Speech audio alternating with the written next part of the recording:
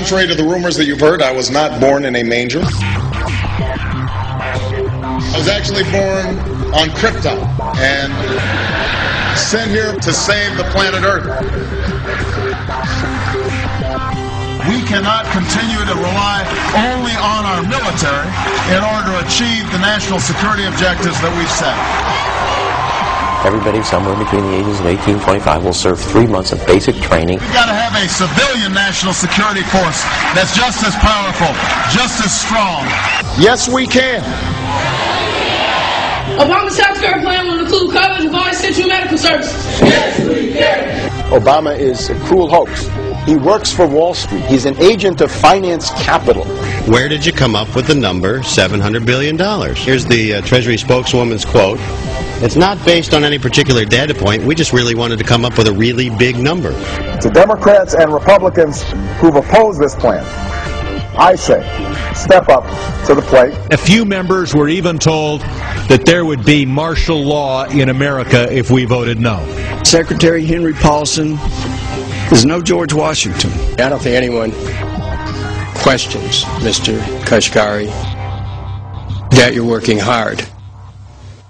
Our question is who you're working for. Obama pledged that he would resume the Security and Prosperity Partnership talks between Mexico and Canada that President Bush initiated. The old boss is starting to look a lot like the new boss. Robert Gates is going to remain on the job as Defense Secretary for at least a year. Plenty of sources knew about this meeting, told us and others that it was at Hillary Clinton's house, but clearly it wasn't. We've got to give them a stake in creating the kind of world order that I think all of us would like to see.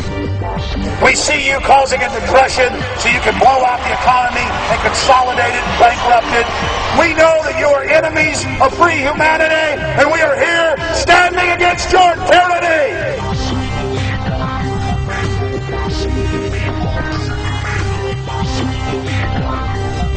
The Obama deception. The truth strikes back.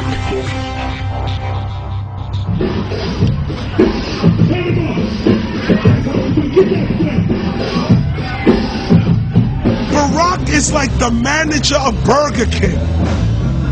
All presidents are, including Bush. It's like this. When your fries are cold, if your burger is not done right, you go back to Burger King, America, or your government, and you say, my burger's cold. I want new fries. First, you go to the cashier. That's the courts. You argue to the courts. The courts, if you can't get no justice with the cashier, you say, let me see the manager. I want to go to the Supreme Court. I want to see the president. The manager comes out. Hi, what can I do for you?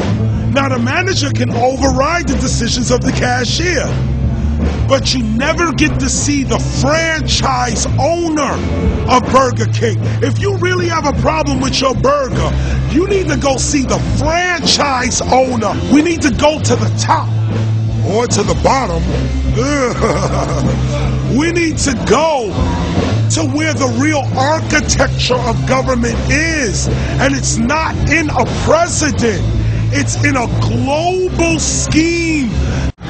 Politics in America today is identical to pro wrestling.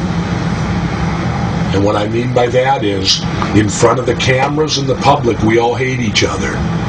I'm going to kick my opponent's butt. I'm going to whale him from here to high water and beat the crap out of him. Yet behind the scenes, we all are friends going out to dinner. Went to dinner together. And it's all a work. All intermarried. Show business. It's showbiz. And that's what you have today in politics. The Democrats and Republicans aren't really opposed to each other.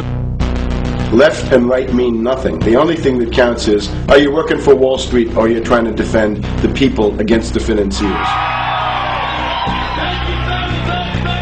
It's pretty obvious that there's some gigantic financial institutions that have been pulling the strings of politicians in this country for a long time. And there's the fact that we have it set up where they can donate millions of dollars to these guys' funds, these guys' campaigns. I mean, how do we not expect it all to go bad? America in 2009 was desperate for change. The past 8 years had been a disaster. Those weapons of mass destruction got to be somewhere. Maybe under here.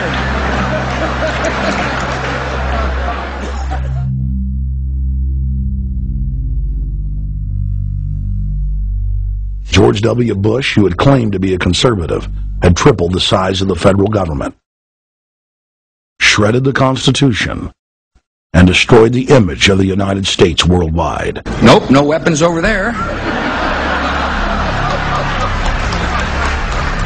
Endless wars, over 1 million dead Iraqis, and more than 5,000 dead U.S. troops. The Patriot Act, warrantless domestic wiretapping and spying, the end of posse comitatus, the rise of the treasonous North American Union, a deepening recession sliding towards total economic collapse.